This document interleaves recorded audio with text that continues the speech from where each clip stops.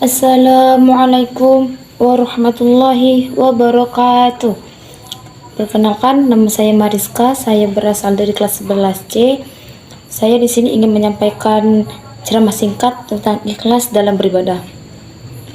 Puji dan syukur marilah kita panjatkan kehadiran Allah Subhanahu wa taala atas limpah rahmat dan berkahnya sehingga kita bisa berkumpul di malam hari ini. Shalawat dan serta salam kita curahkan limpahkan kepada junjungan alam Nabi Muhammad SAW, keluarganya, sahabatnya, dan semua pengikutnya. Hadirin rahimakumullah, syarat diterimanya ibadah adalah rasa ikhlas sebagaimana firman Allah Subhanahu wa taala. A'udzubillahi minasyaitonirrajim. Bismillahirrahmanirrahim. وَلَقَدْ أُوحِيَ إِلَيْكَ وَإِلَى الَّذِينَ مِنْ قَبْلِكَ لَئِنْ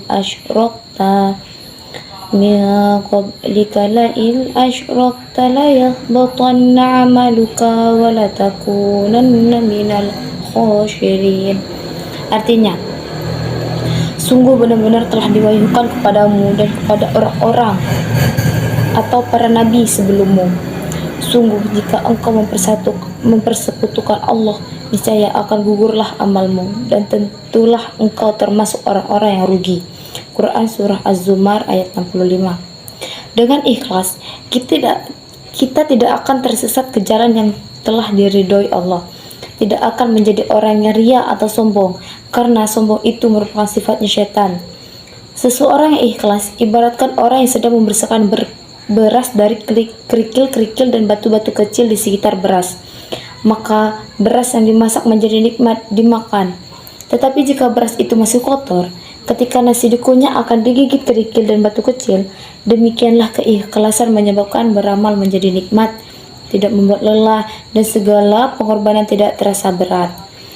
Sebaliknya, amal yang dilakukan dengan ria akan menyebabkan amal tidak nikmat. Pelakunya akan mudah menyerah dan selalu kecewa.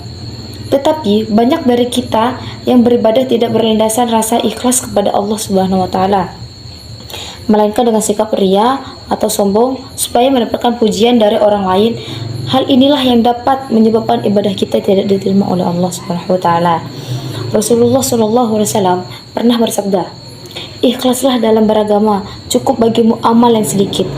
Dalam hadis lain, Rasulullah SAW bersabda, "Sesungguhnya Allah tidak menerima amal kecuali dilakukan dengan ikhlas dan mengharap ridhonya." Imam Syafi'i pernah memberi nasihat kepada seorang temannya, "Wahai Abu Musa, jika engkau beristihad dengan benar-benar sesungguhan untuk membuat seluruh manusia ridho atau suka, maka itu tidak akan terjadi. Jika demikian, maka ikhlaskanlah amalmu dan niatmu karena Allah Subhanahu wa taala." Karena itu, tak heran jika Ibnul Qayyim memberi perumpamaan seperti ini.